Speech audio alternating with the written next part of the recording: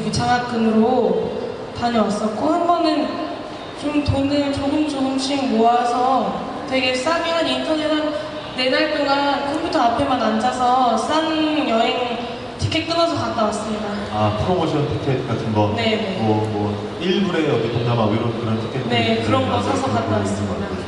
그러니까 그 기사에서 얘기했던 거는 수급자가 어디 가면 해외여행이냐, 네가 해외여행 가고도 어떻게 수급자라고 그러고 나라에서 주는 그런 극빈곤층에 주는 지원을 받느냐라는 의미인데, 이거는 사실 방문하면은 아까 분명히 그 김준영 씨가 얘기할 때 기초생활보장제도는 누구나 최소한의 인간다운 생활을 한다, 할 수 있어야 된다는 얘기인데, 그러니까 너희들한테 해외여행은 뭐 그런 여행은 아무리 돈을 아끼고 가고 뭐 지원을 받아서 가도 너희한테 해서는 안 되는 거야. 너는 정말 최소한의 이런 거 가고 해외여행 꿈꾸지 마라는 거랑 같은 말씀이라는 거네요, 그죠?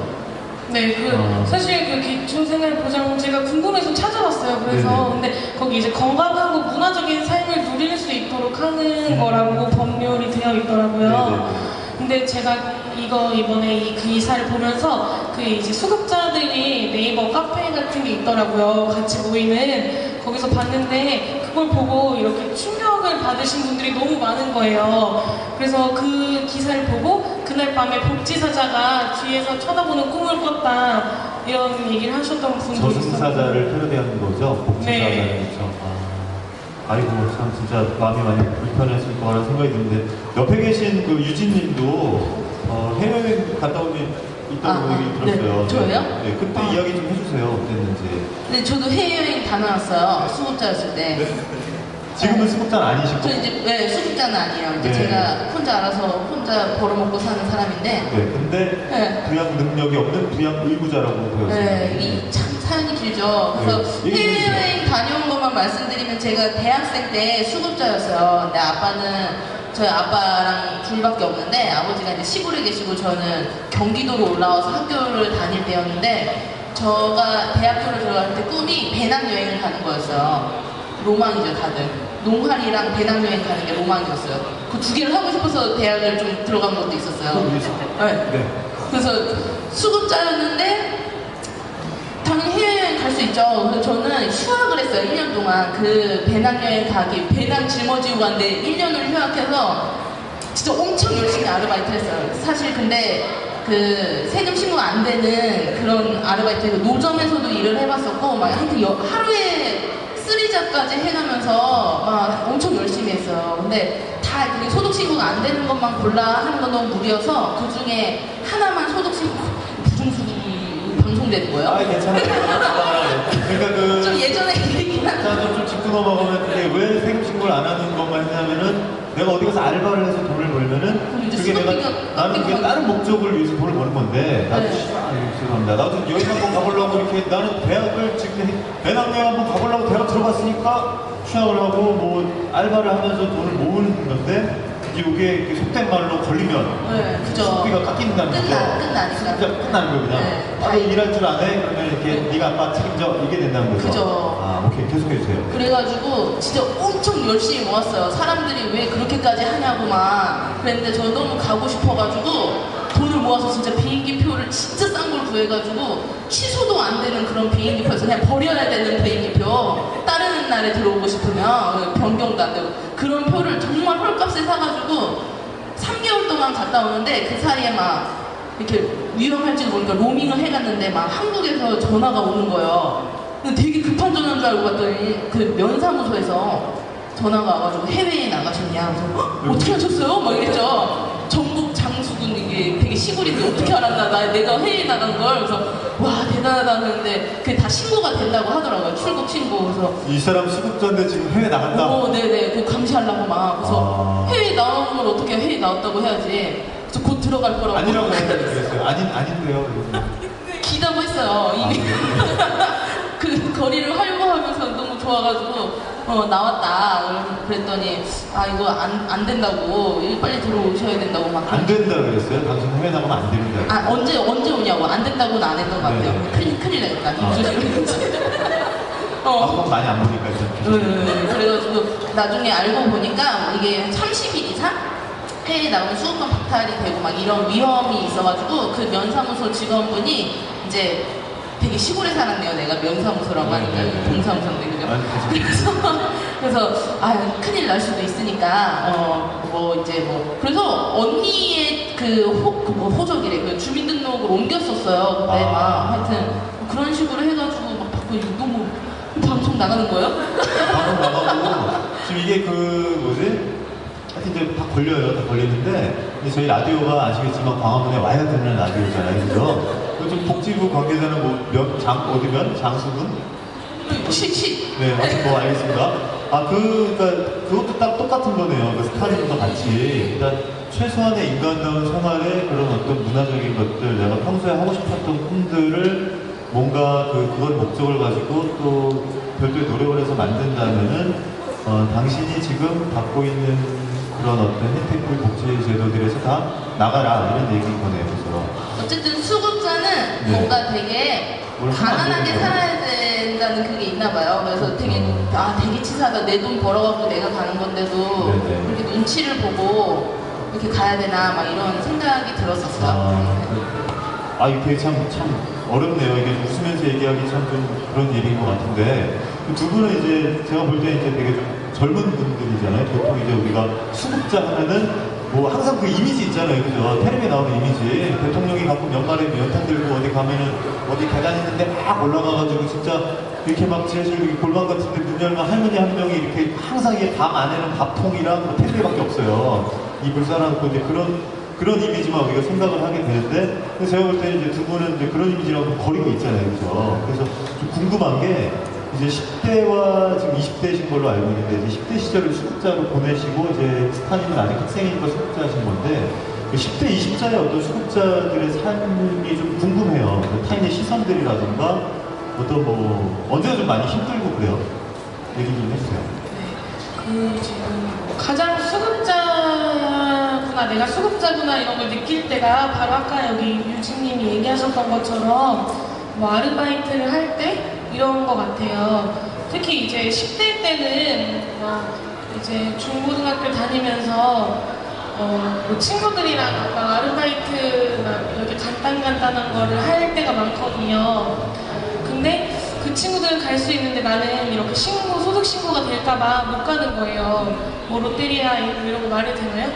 네, 이런 데서 일하고 싶은데 이렇게 나 이거 하면은 또 소득 신고가 되니까 어차피 내가 그걸 벌면은 수급료 깎이면은 그냥 가만히 있는 게 더 도움이 되는 거니까 사람들한테 집에.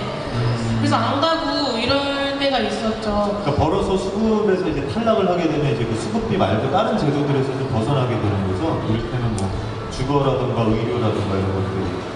네. 그리고 그렇게까지 많이 벌 수가 없죠. 사실 그렇죠. 나가서 네. 최저임금을 받으면서 일하면은 한 20만 원 이렇게 받으면은 당장 통장에서 20만 원이 깎여 나오니까 귀신같이 알더라고요. 네네. 저 한 번 깎인 적이 있어요. 저는 일하다가 소득신고를 몰래 한 거예요, 사장님이. 몰래는 아니고 어쨌든 아니, 안 하기로 약속을 했는데, 안 하기로 전 약속을 해요, 항상. 복지사냥 사장님, 소득신고 진짜 하지 말아주세요. 근데 약속을 어긴 거예요, 제가 그만두고 나서. 그래서 30만 원이 깎였어요, 수급비에서. 그래서 엄마한테 전화가 온 거예요. 너 수급비 깎였는데 어쩔 거야. 이렇게 전화가 와서 제가 저는 동사무소인데요. 주민센터요. 네. 도시이네요. 주민센터 가서 다시는 일 안 하겠다고 각서 쓰고 왔어요. 정말 각서를 그럼 써요? 각서 있어요. 이제 일을 더 이상 안 한다 이런 각서를 주더라고요. 제도가 되게 좀 사실 재밌다기보다 좀 이상한 거죠, 그죠? 사실 이제 그 두 분이 어떤 젊은 수급자분들이 일을 해서 이제 대단히 많은 소득을 내면은 사실 그 수급에서 벗어나면 되는 거잖아요. 빈곤에서 자연스럽게 벗어나고. 그런데 그 정도가 안 되는데 내가 내 용돈을 벌기 위해서 알바를 하면은 나는 열심히 맥도날드 가서 햄버거도 집고 이런 알바를 했는데 그만큼 수급에서 깎이니까 알바를 하면은 깎이고 또 다른 혜택에서도 벗어나게 되는 일이 생기고 그러니까 결국은 빈곤에서 나는 벗어날 수 없는 거고 이 제도 자체가 너는 이제 수급자라고 내가 못을 박아줬으니 여기서 벗어나려고 하지 마가 되는 거네요. 그냥 주는 쌀 먹고 주는 밥 먹고 해외여행 같은 거 가면은 딱 걸리니까 가지 말고 알바 같은 거 하지 말고 이렇게 살아라라는 그런 지금 제도가 그런 거 맞나요? 지금 제도가 딱 그런 건가요? 수급자분들이 얘기를 많이 하시는 얘기가 뭔가에 갇혀 있는 것 같다. 그 울타리 같은 데 딱 갇혀 있는 것 같다. 여기서 한 발자국만 나가면 어쨌든 나는 지금 여전히 빈곤층인데 모든 권리를 다 빼앗기게 되고 모든 혜택을 다 빼앗기게 되는 거죠. 그러니까 이도저도 할 수가 없는 거예요. 그러니까 이 제도에서 벗어나면은 나는 살 수가 없는데 그래도 뭔가 벗어나서 뭔가 조금이라도 할 수 있을 것 같기도 하지만 이제 그런 걸 할 수 없는 어떤 울타리에 갇혀 있는 것 같은 느낌이다. 그렇죠. 그래서 지금 탈수급률이 엄청 높아지고 있거든요. 네네. 정부에서 막 대기 관리 감독도 강화하고 엄청 사람들 쫓아다니면서 조사를 하고 이렇게 돼서 수급자 숫자도 많이 줄어들고 탈수급률도 되게 높아졌어요. 근데 이거는 탈수급이 아니라 사실 탈빈곤이 없는 상태에서 수급권을 그냥 박탈을 당한 상태로 보는 게 아, 많거든요. 빈곤을 원래 벗어나야지 탈빈곤과 탈수급이 같이 돼야 되는데 빈곤은 그대로 남아있고 이제 수급망에서만 벗어나는 현상들이 나타나고 있다는 말씀입니다. 저 예전에 저도 어디 신문인가 주간인가 잘 모르겠는데 그런 얘기 한번 읽은 것 같아요. 임대아파트 얘기를 들으면서 임대아파트에서 사람들이 벗어날 수가 없다. 뭐 그런 얘기를 얼핏 들은 것 같은데 비슷한 거라고 생각하면 되겠죠. 와, 참 문제가 많은 제도라는 생각이 점점 드는데 유진님한테 또 하나 좀 궁금한 게 있어요. 이제 두 분의 어떤 그 젊은 수급자분들에 대한 이야기들은 들었는데 그 부양 능력이 없는 부양 의무자라고 지금은 밝히셨잖아요, 그죠? 그러니까 지금은 이제 수급자는 아니신 거잖아요. 네네. 탈수급하신 거죠. 뭐 얼떨결에 그렇게 됐어요? 탈빈곤 좀 했어요? 아니요. 그럼 한번 얘기 좀 해주세요. 부양 능력 없는 부양 의무자라고 되어 있는데 부양 의무자가 어떤 거고 지금 어떤 상황이신지 좀 얘기를. 어쨌든 제가 이제 학생의 신분에서 이제 대학생의 신분에서 벗어나자마자 어쨌든 부양 의무자가 됐죠. 이제 노동 능력이 있고 저는 그래서 앞으로 일단 부양을 해야 돼요. 아버지를 법적으로는. 근데 아버지는 수급자시니까. 네네. 부양을 해야 되는데 사실 제가 지금 이제 뭐 일을 하고 있긴 하지만 대학을 졸업하고 바로 또 어떻게 하다 또 대학원을 가게 됐는데 그때는 또 학생으로 치질 않아요. 아, 대학원 생활. 네, 그래가지고 뭐 학자금 대출도 또 비싸게 받아야 되고 막 이러거든요. 아무튼 여러 가지가 있는데 그때부터 이제 저는 아버지를 부양해야 하는 부양의무자가 되었고 그렇게 얘기를 네, 들었어요. 또 면사무소랑 군청에서 연락이 왔어요. 그래서 이제 그때부터 부양의무자인데 저는 부양 능력이 없다라는 걸 이제 말을 하니까 아 그러냐 그래서 자초지정을 막 듣던 이제 부양 능력 없는 사람으로 그때 이제 됐고 지금은 부양 능력이 있긴 하지만 미약한 사람인 것 같아요. 왜냐면 제가 지금 소득이 최저임금을 받고 일을 하고 있어가지고 근데 부양하라고 해도 저는 실제로 부양할 수 없거든요. 제가 여기에서 뭐 50만 원을 더 받는다고 해도 저는 아빠를 부양할 수가 없어요. 왜냐면 지금 제가 월세 방에서 살고 있고 그리고 학자금 대출도 지금 이제 원금까지 갚고 있고 또 뭐 잡다한 뭐 인터넷비나 뭐 핸드폰 요금, 교통비, 도시에 사니까 또 교통비가 엄청 나오더라고요. 도시죠. 네, 막 한 달에 막 10만 원씩 깨지고 막 이러는데 뭐 그런 거 뭐 잡다한 거만 하다 밥도 사 먹어야 되고 뭐 그러다 보니까 돈이 사실 100만 원은 금방 나가더라고요. 일단 빚 갚는 것부터. 그래서 뭐 150을 벌든 100을 벌든 저는 아빠한테 또 아빠를 부양하려면 수급비 이상의 돈을 줘야지 사실 아빠가 좀 살만하잖아요. 수급비 정도를 주든지. 근데 그 돈을 주면 제가 못 살 것 같더라고요. 네. 아, 그러니까 너무 이제 이상해요. 당신이 이제 일할 능력이 있으니까 이제 당신이 아버지를 부양하세요. 그동안 나라가 해줬으니까 고마웠지? 이렇게 하면서 하라는 건데 이제 그 유진님이 이제 그럴 만큼의 어떤 소득이 있으면 모르겠는데 지금 그럴 수 없는 상황이고 그래서 지금 부양 능력 없는 부양 의무자, 부양 의무는 있는 이런 상황이거든요. 그 부양 의무자 제도가 이제 되게 많이 좀 이제 문제가 참 되네요, 진짜. 그죠, 윤영? 이게 제일 큰 문제인 거죠, 그죠? 많이 문제네요. 간단하게 좀 얘기 좀 해주세요. 제일 큰 문제인데. 네, 아까 말씀하신 것처럼 지금 부양의무자 기준은 부양의무를 3단계 정도로 구분을 하고 있다 이렇게 생각을 하시면 돼요. 그러니까 부양의무자가 있지만 소득이 너무 적어서 없는 걸로 치는 사람이 있고 유진 같은 경우죠. 네, 그렇죠. 네네. 유지는 지금 세모인 단계. 아, 오케이, 부양 오케이. 능력이 미약하게 있는 사람이 있고, 부양 능력이 완전히 있는 사람이 있어요. 그래서 그 미약하게 되어 있는 상황에서는 수급비를 깝니다. 얼마 정도를. 그러니까 당신은 저 사람한테 이 정도는 부양을 받고 있을 거야. 이렇게 생각을 해서 수급비에서 그냥 빼버리는 거죠. 근데 그게 부양 의무자한테 물리는 것도 아니고, 그냥 수급자의 수급비에서 빼버리는 거예요. 실제로 부양을 받고 있는지, 그 그만큼의 돈을 보조를 받고 있는지 이런 것들에 그럼 대해서 가족이 확인하지 내가 않죠. 돈을 벌어서 이걸 내가 아버지한테 드리는지 아닌지 확인을 안 하고 내가 돈을 버는 게 확인되면 아버지의 수급비를 그냥 까버리는 거예요. 그렇죠. 아버지는 그러면은 아들이랑 안 친하면은 갑자기 말도 못하고 뭐 갑자기 수강만 깎이는 하는 이런 거죠. 일이 생기는 거예요. 네. 아. 심지어는 수급권이 박탈이 일어날 때도 뭐 이런 거에 대해서 실제로 뭐 부양을 하고 있는지 확인하지 않아요. 일단 소득이 발생하면 수급권을 일단 뺏고 보는 거죠. 그럼 가족 간의 갈등도 사실 좀 많이 일어날 수 있겠네요. 그냥 어떤 그런 생각이. 그렇죠. 그래서 어저께도 상담 전화가 또 걸려왔었는데 한 아주머니셨어요. 40대였는데 어머니는 60대시고 지금 부양의무자로 되어 있는데 자기도 혼자 살고 있다 보니까 최저임금 거의 비슷하게 받으면서 일을 하고 있는 분이었는데 이번에 임금이 오를 수 있는 좀 더 많이 받을 수 있는 데로 옮길 수가 있었대요. 근데 거길로 옮기면 엄마가 수급권을 박탈당하고 그러면 자기는 사실 이걸 감당할 수 있는 관계가 아닌 거죠. 수급권을 박탈당한다는 것은 뭐 주거나 뭐 의료나 뭐 이런 거에서도 막다 벗어나는 뭐 주거 같은 경우에는 상황마다 다르기는 할 텐데 일단 의료라든지 이런 거는 기본적으로 당하게 되는 거죠.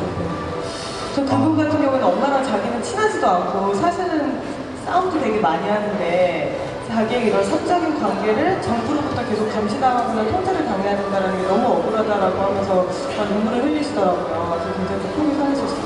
그러니까 이게 참 그 정리를 좀 해보면은 사실 지금까지 이제 네 분이 하신 얘기를 종합하면은 기초생활보장제도라는 게 이제 뭐 누구나 최소한의 인간다운 생활을 하라라는 것인데 이제 이것은 사실 지금 나라에서 시행되는 제도는 그냥 주는 만큼 받고 여기서 더 달라고 하지 말고 여기서 벗어나지 말고 어떤 너가 하고 싶은 것들을 위해서 따로 뭔가를 준비한다거나 하는 것들은 꿈도 꾸면 안 되는 이런 상황인 거네요, 그죠? 그리고 이 제도 자체도 사실 뭐 부양의무 제도라든가 아니면 다른 근로능력 평가라든가 등등 때문에 접근하기가 어려워서 지금 탈빈곤은 빠진 채 탈수급만 일어나는 상황이다라는 그런 정리가 되는 것 같아요, 그죠?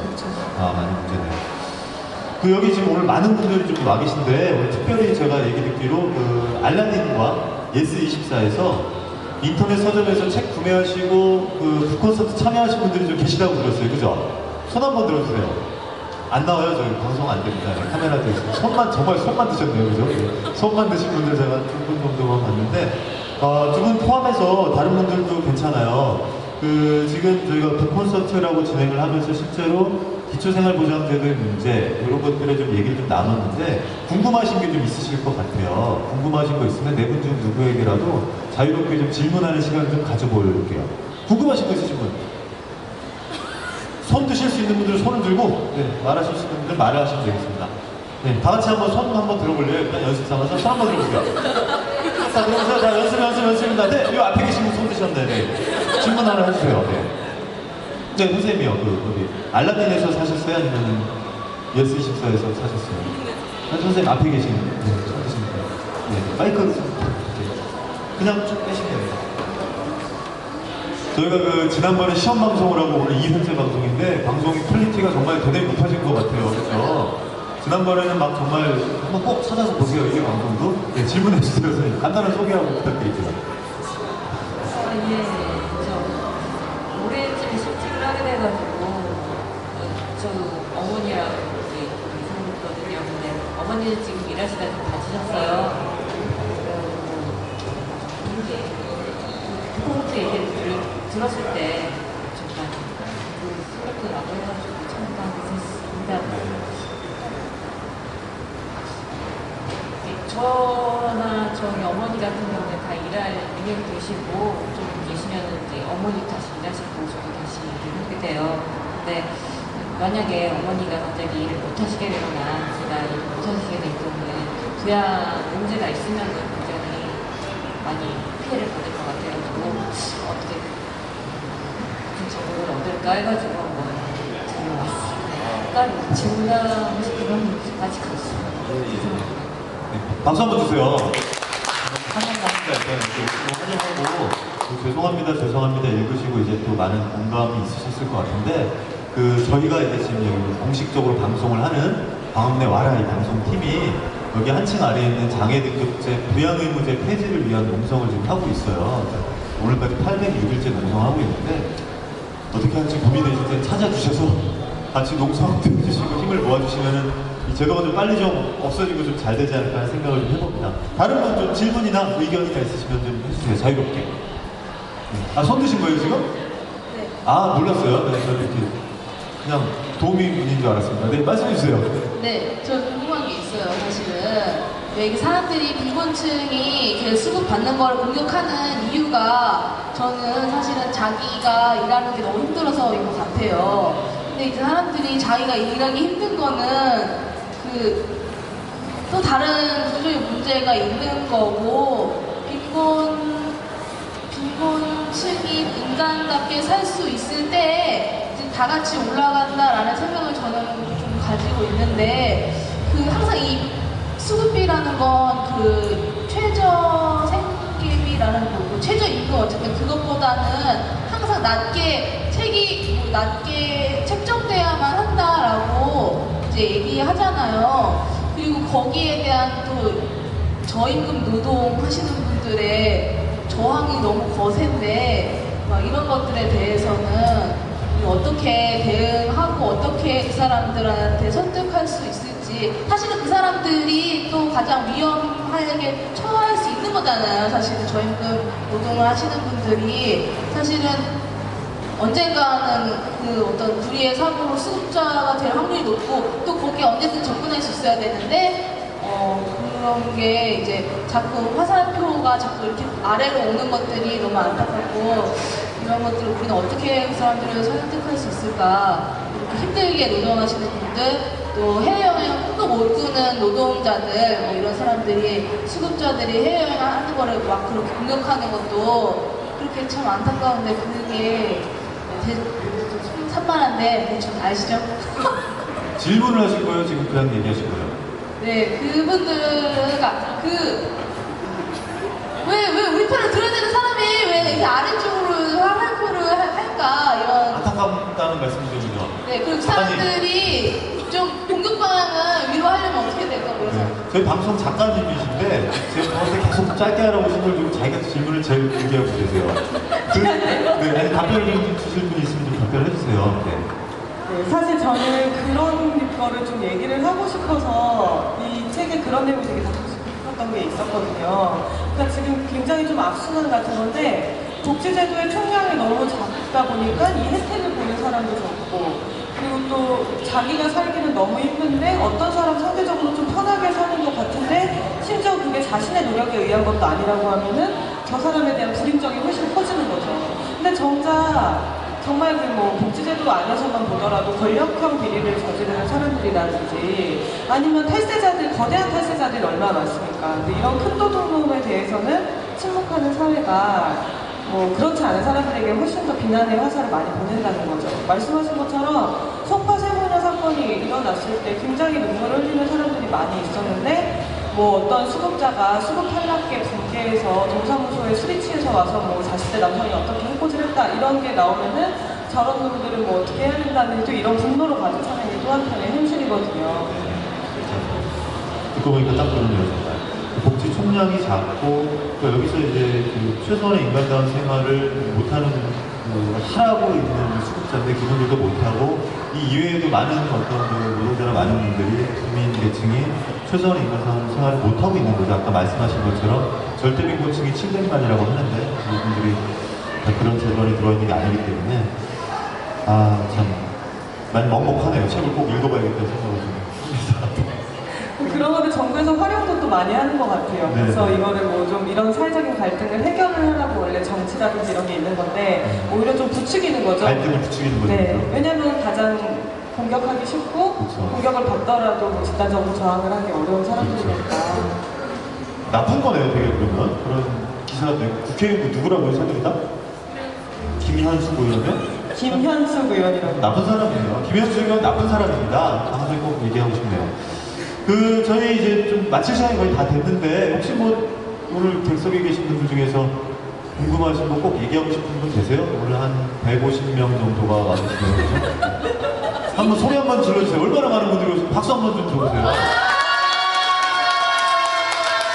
진짜 150명 정도 와 계신 것 같은데. 네. 관계신 분이 마이크 좀 부탁드릴게요. 네, 저는 인하대에서 왔고 저는 학회 동아리를 하고 있는데 친구랑 그냥 서울에 와서 같이 왔는데요. 근데 사실 여기 오기 전에 기초생활수급 제도가 뭔지 보고서 같은 거 읽고 왔어요. 그런데 사실 읽다 보니까 여러 가지 지금 문제가 어떤 거고 막 이런 것들을 앞에 좀 보면은 아 이게 문제구나 했는데 그 다음 장을 넘기니까 그러니까 현행이랑 개정안이 다른 게 원래는 기초수급 제도가 의료법, 뭐 주거법 이렇게 다 있더라고 다 줬는데 이제는 이 중에서 몇 개로 이렇게 개별 급여로 이제 줄 거다 이렇게 되어 있잖아요. 근데 예전법이랑 개정안이랑 중에서 개정안이 되었을 때는 이제는 좀 더 수급자들의 그 비용, 더 받는 돈들이 줄어들게 될 거다 이런 식의 말들이 있는데 그거를 또 전문적인 영역, 행정적인 영역이잖아요. 어떻게 달라지는지를 보니까 되게 머리 아프더라고요. 어떤 게 탈락되면 되게 돈이 줄어든다 뭐 이렇게 얘기하는데 굉장히 머리가 아파서 좀 뭔가 기초생활수급제도가 문제다 이런 것들을 친구들하고 이야기를 할 때 뭔가 전문적이거나 행정적인 얘기들을 하면 애들이 이미 진료할 것 같은데 좀 더 그렇다고 그러면 이게 그냥 문제다라고 얘기하면 설득력이 없고 그럴 때 좀 어떤 예시들을 하면서 이야기를 해야 좀 기초생활수급제도의 문제점에 대해서 사각지도에 대해서 좀 이야기를 할 수 있을까라는 생각이 좀 들어서 좀 여쭙고 싶었습니다. 이 책을 보면 됩니다! 라고 답을 하면 안 되겠고, 질문 되게 잘하신 것 같아요. 여기 계신 분이 사실 이 분야의 제일 전문가이신 맞나요? 거의 제일 전문가세요. 그래서 지금 그 기초법 대학이라고 저희 표현을 하는데 그 활동을 계속 하고 계신데, 윤영님이 좀 쉽고 간단하게 좀 설명해 주시면 좋을 것 같아요. 지금 정부에서 개별급여를 시행하겠다 이렇게 얘기하면서 전부 다 쪼개고 있잖아요. 근데 그렇게 쪼개는 거의 문제점이 사실 그렇게 쪼개자고 저희도 계속 요구를 해왔어요. 근데 저희가 요구를 했었던 것은 각각의 기준선을 더 높이는 방식으로 그래서 예를 들어 기초생활수급권이 여기에 있으면은 여기에서 탈락해도 의료급여 기준선을 더 높아서 의료보장을 받을 수 있게 이런 식으로 만들자는 거였는데 정부에서 지금 하는 거는 쪼개고 오히려 낮추거나 거의 안 올리는 식으로 하려는 거예요. 근데 이 제도의 진짜 목표가 뭐냐 아니면 수급자의 입장에서 도대체 이게 왜 문제인 거냐라는 거를 저는 딱 두 가지로 설명을 하고 싶은데요. 아까 이해하기 어렵다 그러셨잖아요. 머리 팽팽 돌아가는 대학생인데 그게 문제인 것 같아요. 그러니까 내가 기초생활 수급자가 되고 싶어도 도대체 이걸 어떻게 신청을 해야 되는지 알 수가 없다는 거죠. 내가 신청을 해도 될 수 있을지 없을지에 대해서 알 수가 없는 거예요. 근데 저는 이런 제도의 복잡한 자체도 결국에는 사람들의 권리를 침해한다. 사실 복잡한 제도는 이용하지 말라는 말이다. 이렇게 좀 생각이 들거든요. 그래서 이게 제도가 복잡한 것 자체가 굉장히 문제가 있고 두 번째로는 복잡한 제도는요. 책임질 사람을 남겨놓지 않는 것 같아요. 내가 만약에 기초생활 수급자인데 뭐 수급비가 삭감이 됐어요. 근데 이게 뭔가 되게 부적절한 이유였다. 내가 생각할 때는. 이거 사실과 다르다라고 했을 때 복잡한 제도는요. 이의 신청을 제대로 받아들여주지 않는다는 거죠.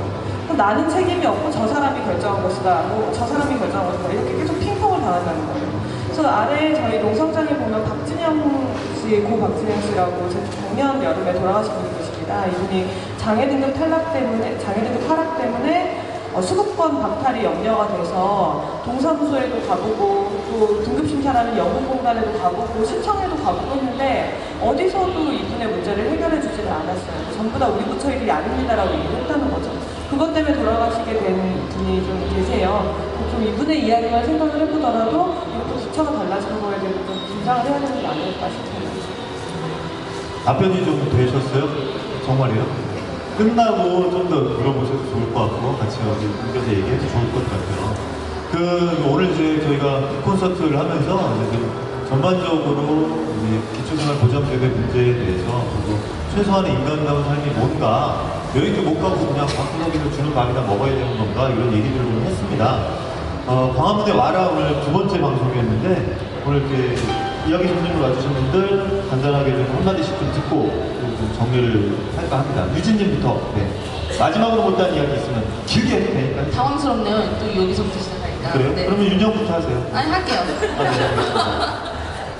네, 저는 어쨌든 부양 능력이 별로 없는 그런 부양 의무자로 나오긴 했는데 되게 항상 그런 수급자로 살고 부양 의무자로 살면서 고민이 들었던 거 그리고 그런 언론에서 많이 나오고 내 주변에서 많이 봐왔던 게 바로 그건 것 같아요. 금방 여기 이제 관객으로 계셨던 분들 중에 한 분이 말씀해 주신 게 그 그 부정수급 이런 얘기가 나오거나 뭐 그러면 어쨌든 가난한 사람이 가난한 사람에게 뭔가 비판을 하고 비난을 하는 그런 형상들 되게 가슴 아픈 일인 거죠. 그리고 또 하나는 그런 수급자와 복지 노동자라고 해야 될까요? 그럼 주민센터나 이런 데에서 이제 사회복지 공무원을 하시는 분들 또 뭔가 갈등 관계에 놓인 것처럼 이렇게 되어 있는데 저는 그런 갈등 관계들이 다 좀 연대의 관계로 바뀌어야 되지 않을까라는 고민이 항상 들었어요. 왜냐면은 사실 그 수급자와 비수급 빈곤층, 그러니까 수급을 받지 못하는 그러나 가난한 사람들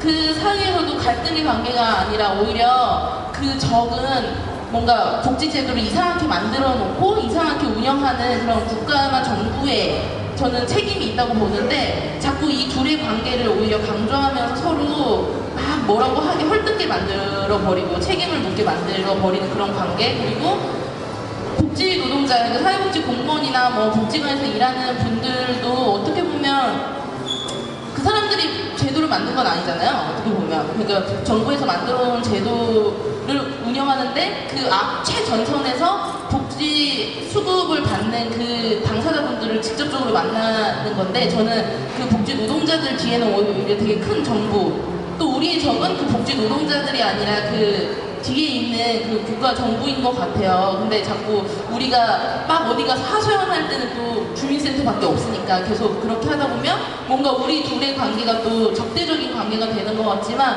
사실 다 이분들도 하여튼 노동을 하는 분들이고 그리고 그 분들 중에 되게 고민이 많으신 분들이 많더라고요. 네, 막 활동을 이제 이런 수급 제도 문제다, 부양문제 제도 문제다 이렇게 해서 막 이야기를 하시는 분들도 많더라고요. 제 친구도 그거 말도 안 돼 막 이러거든요. 그 부양자 제도 없어지면 말도 안 돼. 부정수급 없어진다 막 이런 얘기를 해주는 친구가 있는데 그런 것 같아요. 그래서 저는 이 집단들의 관계가 진짜 적대적인 관계가 아니라 우리가 조금만 한 번 더 생각해보면 왜 우리가 지금 이런 상황에 놓였을까? 왜 이렇게 자꾸 힘들까? 이 제도 때문에 그런 걸 보면 우리 저기 진짜 누구인지를 좀 알 수 있을 것 같거든요. 그래서 오히려 우리 힘을 똘똘 뭉쳐가지고 네, 주민센터에 계시는 우리 복지 노동자분들 그리고 수급 당사자분들 차사의 계층에 계시는 분들 모두 모여가지고 부양무제 폐지를 하면은 너무 이상적인가요? 복지 되고 그 반민곤 연대 이런 네, 그죠. 뭔가 이렇게 그런 갈등 관계들이 아니라 우리가 연대에서 좀 힘을 모아서 제도를 좀 잘 바꿔보자. 그걸 하려면 일단 책을 읽으셔야 될 것 같다는 생각이 네, 들고. 그죠. 저 그 말 하려고 했어요. 길게 하라할 때 진짜 길게 하니까 그 스타님부터 짧게 해주세요. 마이크를 넘겨야지 네, 할 수 있는데 넘겨주세요. 마이크를 넘기 아직 좋아하실까요? 마이크를 잡을래요? 네, 자 스타님 해주세요. 짧게 해요? 저 길게 하라고 준비 많이 했는데. 아니 길게 하셔도 돼요, 괜찮아요. 네, 저희는 뭐 사실 그 재미없으면 가신대요 그냥 뭐라고 길게 하라고 욕하지 마시고요, 알겠죠? 가시고 안 보시면 됩니다. 저희 하고 싶은 얘기만 하면 되니까. 그리고 참고로 이제 그 오늘 네이버 메인 화면에 뜬 분이 한 분 계세요. 아세요?